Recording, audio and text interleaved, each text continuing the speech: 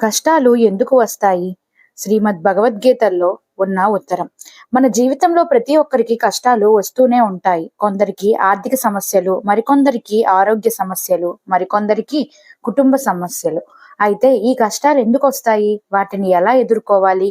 ఈ ప్రశ్నకు శ్రీమద్ భగవద్గీతలో శ్రీకృష్ణ పరమాత్మ ఇచ్చిన సమాధానం ఏమిటో తెలుసా?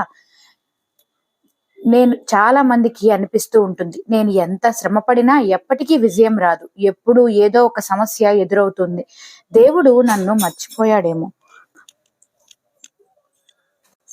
ఇది చాలా మందిలో ఉండే సాధారణ సందేహం. శ్రీకృష్ణుడు గీతలో ఇలా అంటాడు, మా ఫలేషు కదాచన, అంటే మనకు కర్మ చేయటానికి హక్కు ఉంది, కానీ దాని ఫలితాన్ని గురించి ఆలోచించే అవసరమే లేదు.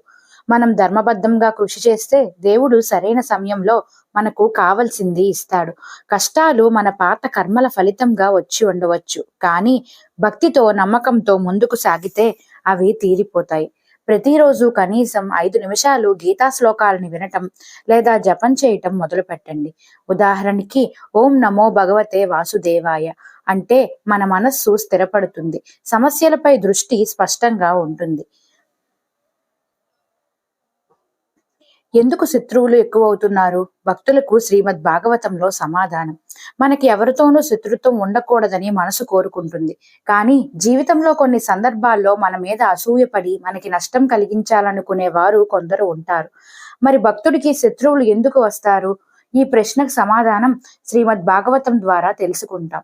చాలా మంది భక్తులు ఇలా అనుకుంటారు, నేను ఎవరికీ హాని చేయలేదు, నిన్ను నమ్ముకొని జీవిస్తున్నాను దేవుడా, అయినా నా చుట్టూ శత్రువులు ఎందుకు అని మనం తరచూ ఆలోచిస్తూ ఉంటాము.